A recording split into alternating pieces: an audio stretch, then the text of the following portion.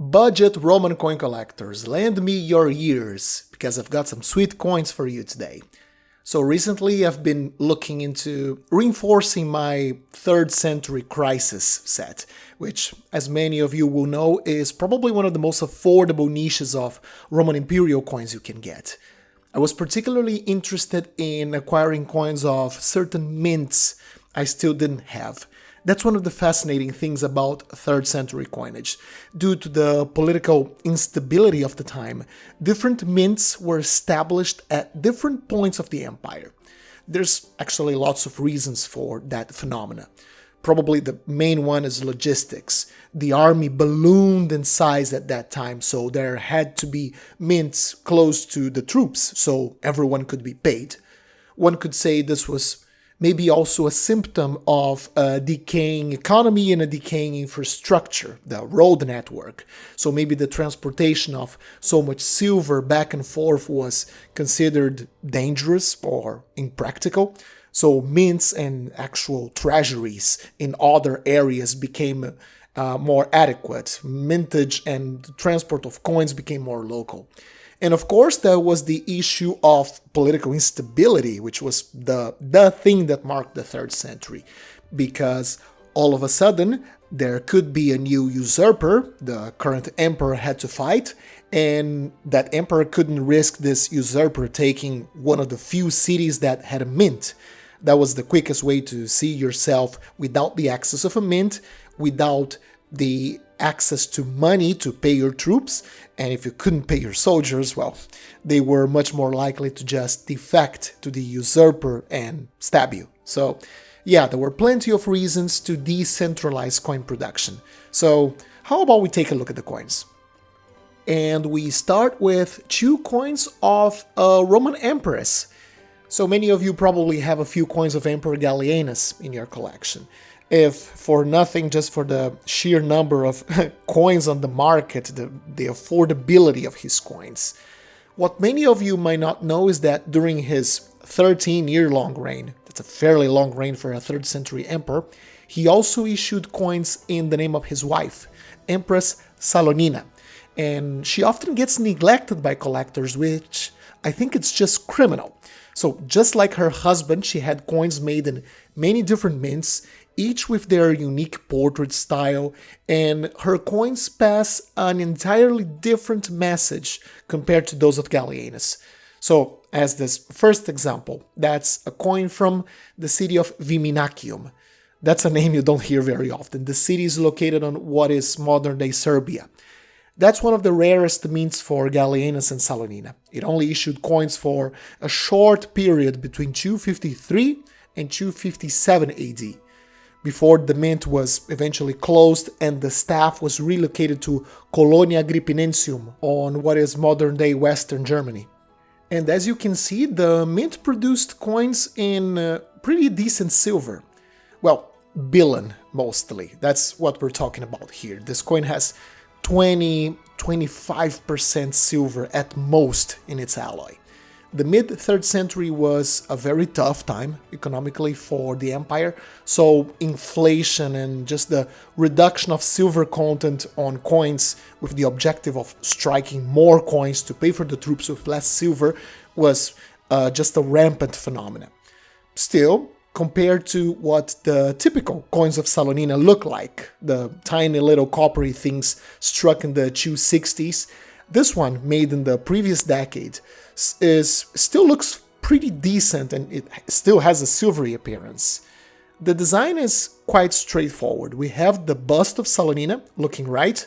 Her facial features are actually quite similar to those of her husband, but to differentiate her from the emperor, you can see she wears the typical headdress of empresses. This was mostly to distinguish her portrait to that of her husband. There's also a crescent, a moon, behind her portrait. This contrasts to the radiate crown associated to the sun god, which was worn by the male emperors. Also, since empresses did not hold any executive titles, apart from that of being the emperor's wife, the legends also tend to be quite simple in coins of empresses. So, for example, here we only have her given name, Cornelia Salonina, and the title of Empress, Augusta. On the reverse, we have Vesta, or as the Romans would say, Vesta, the wife of Jupiter and basically the queen of the gods. So she's holding a patera. This was like a little pot that was used for making liquid sacrifices during religious ceremonies, of course. And she holds a scepter, a symbol of authority. After all, she was the queen of the gods, so she had a pretty important position in the hierarchy of the Roman pantheon. Notice she is wearing robes that cover her from head to toe, just like the Vestal Virgins in Rome, which were a group of priestesses that took care of an important temple in Rome, right at the center of Rome, which was dedicated to this goddess. Inside this temple there was this fire that was supposed to be kept alight permanently by the priestesses. Just like with many coins of the century, the reverse die was used way past its prime. That's why as you can see, like the reverse, it's a pale shadow as far as details go compared to the obverse. The image is quite poorly defined. It's, in this case, not the result of circulation wear, but simply because the die used to strike this coin was just so worn that there wasn't much of a design left to imprint the image on the flan. So, let's look at another Salonina. So as I mentioned, in 257, the crew from the mint of Viminacium was moved to Colonia Agrippinensium, and that's where this coin comes from. It's a slightly later issue from 258, so just 1 year later. And still, for like a 20% silver alloy coin, I mean, just look at this coin. It looks really impressive. It looks like pure silver.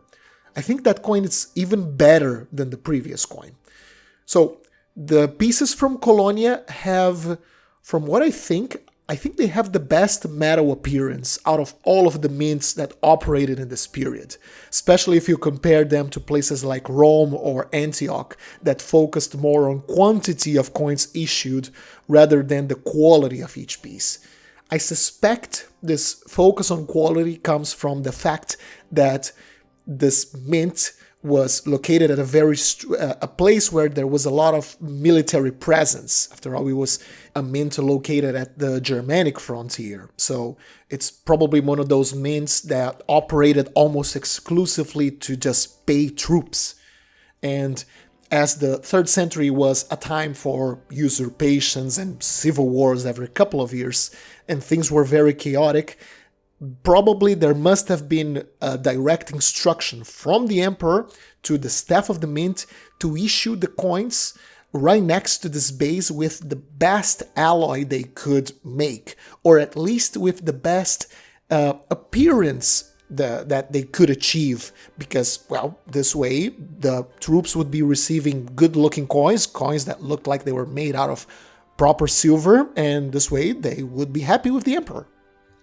As for style, as we can see, this coin looks quite similar to that of Viminacium. Although in this case, maybe analyzing it a little bit deeper, maybe the bust of Salonina, it's a little bit wider, a little bit fuller. It fills up the space between the center of the coin and the legends at the edges, maybe a little bit better. And the crescent behind her is substantially smaller, while the other one is just poke through the sides like if Salonina had horns. On this one, we really only can see the little tips poking out to the left and right sides. In this case, the legends are even simpler. They drop the Cornelia, so it's just Salonina Augusta, straight to the point. As for the reverse, once more made with very worn dice, well, but at least this one has a little bit more details. Now we have Venus, the goddess of love. Here we have, to be specific, Venus Felix, so like the well-fortuned, the blessed Venus. So Salonina, as the empress, she was supposed to give Gallienus sons that would ensure the imperial family carried on.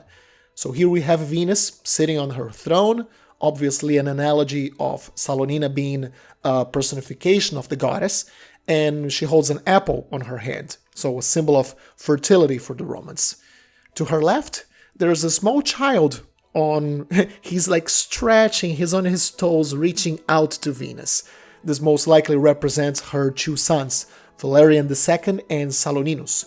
Both were raised to the position of Caesar by Gallienus later in his sole reign, and they were placed, even as they were kids, like in different cities of the empire to work as figureheads, just representatives of the emperor.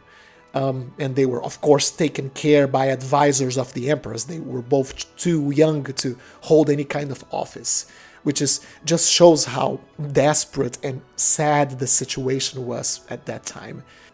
We are not sure what happened to Salonina. Her two sons and her husband, they all met violent ends, which was typical for 3rd century emperors, and we just don't know what happened to her. Maybe she was killed alongside her husband in 268, or she was allowed to live in obscurity. I just know that poor Salonina here deserved better, and unfortunately she just vanished from historical records and we don't know what happened to her. So, alright, after this sad conclusion to the story of Salonina, let's maybe do a little temporal jump to 275. Let's look at my new coin of Emperor Aurelian. So as you might have noticed, there are substantial differences to the previous coin. It all looks more coppery, instead of the appearance of dirty silver the other coin had. It now looks like a silver-washed bronze coin, which is exactly what this is. These pieces have just 5% silver in them, not enough to give the planchet that silvery appearance, so the mint had to give the coins literally a silver wash to improve its appearance and show people that they actually had precious metal in them. It's kind of crazy to think that Aurelian actually improved the quality of the coins in comparison to his predecessor. Like, this coin is an improvement of coins that used to be just 2% silver and much lighter. Aurelian's standard, this new standard of coin, it would be kept for another 2 decades after his reign, so until the Roman monetary system was completely restructured. Unfortunately, even if Aurelian tried to improve the situation, he didn't really know how to fix the whole excessive coinage and inflation problem that the empire had. So what we have here is a piece issued in Milan, or Mediolanum as the Romans would call it. That's where Aurelian had an important base for his troops. Milan became the main mint of the Italian peninsula after Aurelian closed the mint of Rome due to widespread fraud. As we can see in these coins, the portrait of the emperor doesn't have like this personalized portrait anymore. It's more of an abstract image of an emperor rather than something with individual facial features. Some people even call these coins differently. They have like a break between the previous coins and these ones issued during Aurelian's monetary reform. If you go shopping for coins, you might see the name Aurelianus or Aureliani being thrown around as for the name of the coin, not the emperor. I don't personally use this term. I think it's confusing, but I totally understand people who do it, because these coins are quite a break in imagery and in quality compared to the previous reign, especially if we look at the coins issued right before the reform. That was like the bottom point of 3rd century coinage. They almost had no silver in them. Probably they had little to no silvering on the surface to improve the appearance. It was a really sad state of affairs. As for the design of these post-reform coins, it's actually a very standard formula. So we have the image of Aurelian wearing his battle cuirass.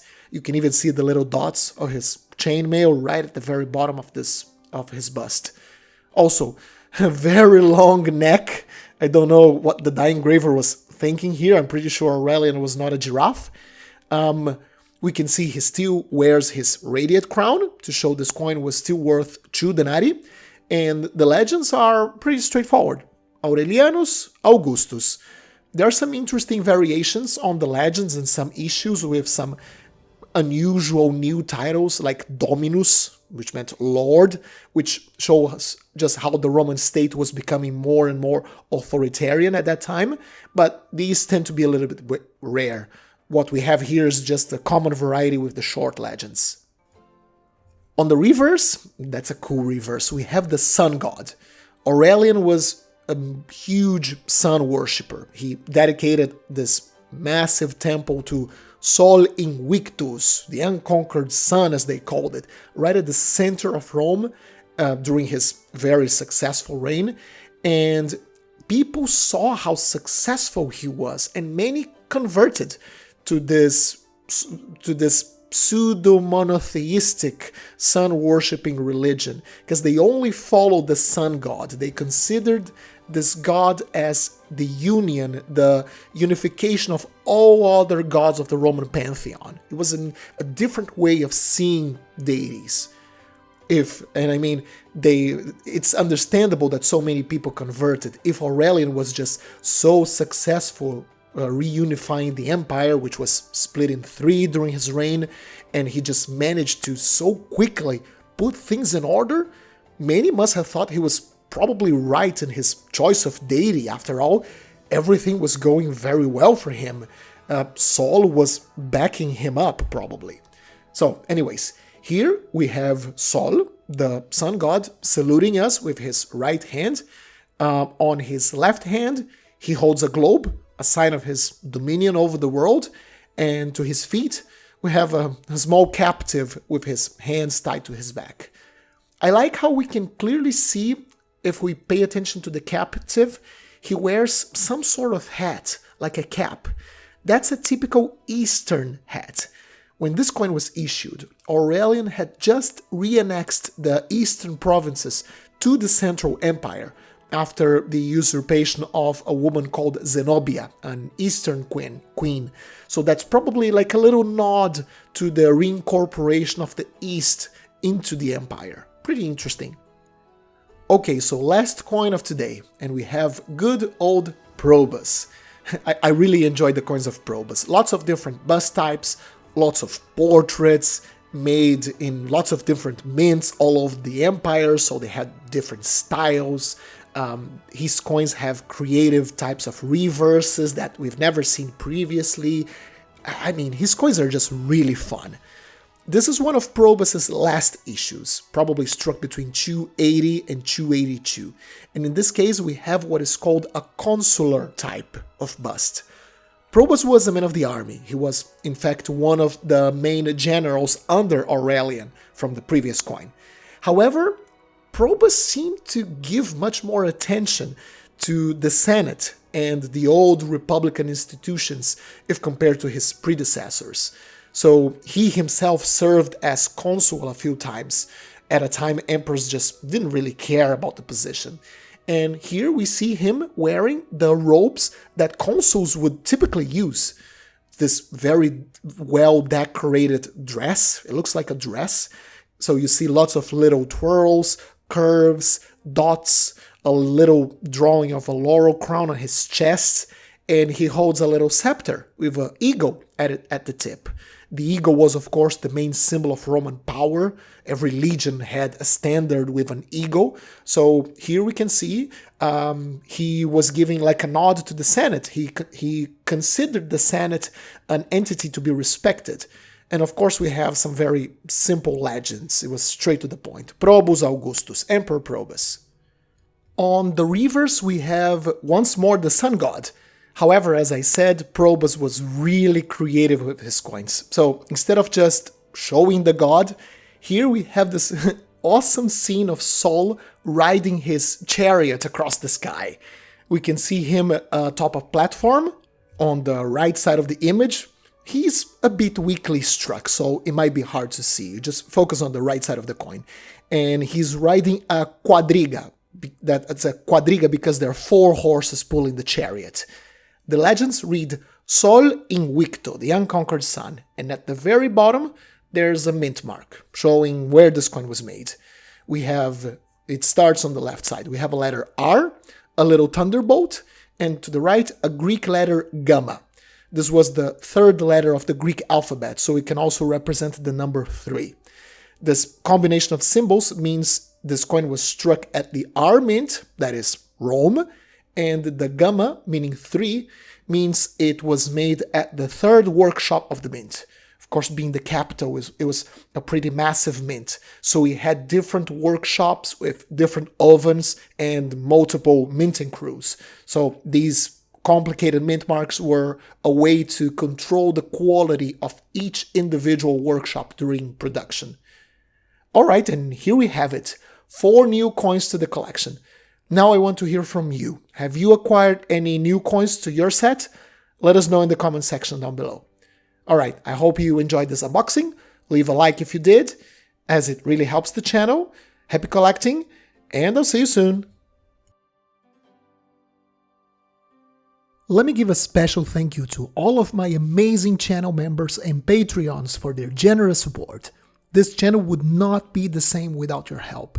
And if you would like to be part of this list, have early access to my videos when they are uploaded to YouTube, and a series of other perks, make sure to check out my Patreon page and my members tab on YouTube. Thank you very much.